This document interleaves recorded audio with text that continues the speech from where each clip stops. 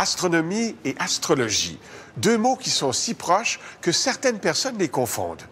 Et pourtant, si les deux disciplines ont une origine commune, elles sont aujourd'hui aux antipodes, comme nous le raconte l'astronaute Julie Payette.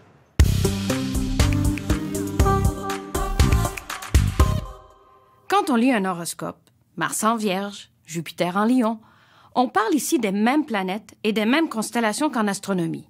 Ce n'est pas étonnant. Pendant des milliers d'années, l'astrologie et l'astronomie étaient essentiellement une même discipline. À l'époque, on s'intéressait aux étoiles pour des raisons pratiques. D'abord, le ciel est un outil de navigation.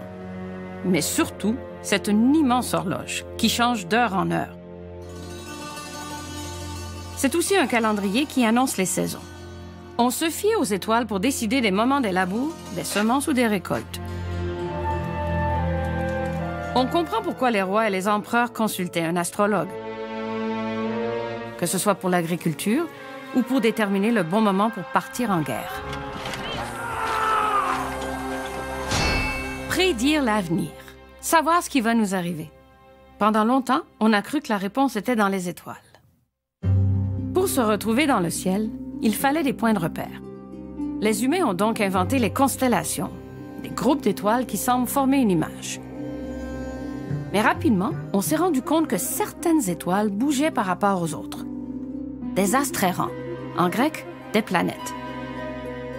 Vues de la Terre, les planètes suivent une trajectoire précise, l'écliptique.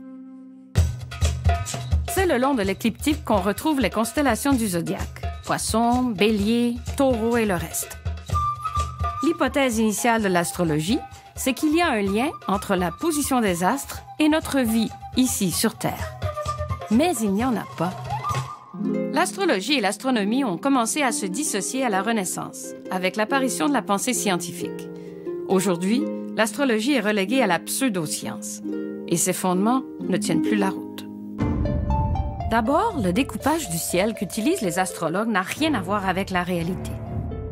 Les constellations du zodiaque n'ont pas toutes la même taille.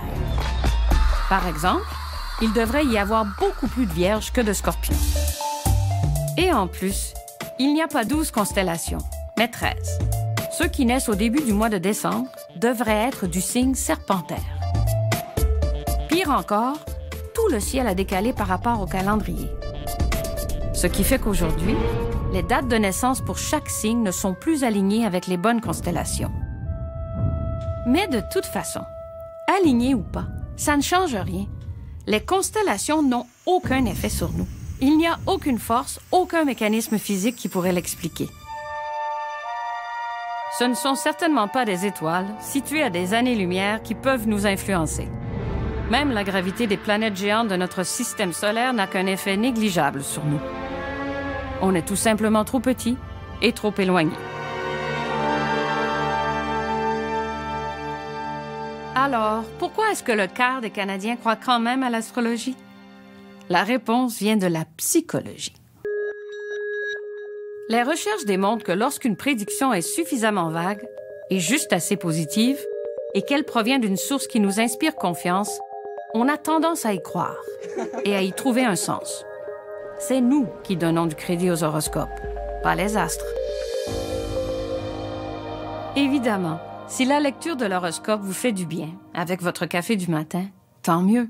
Mais vous l'aurez compris, il n'y a aucun fondement scientifique à l'astrologie. Et quand on y pense, ce serait un peu triste que tous ceux qui sont nés en même temps aient exactement la même vie tous les jours. Il vaut quand même mieux que la vie nous réserve quelques surprises, non? Ici Julie Payette. Au plaisir.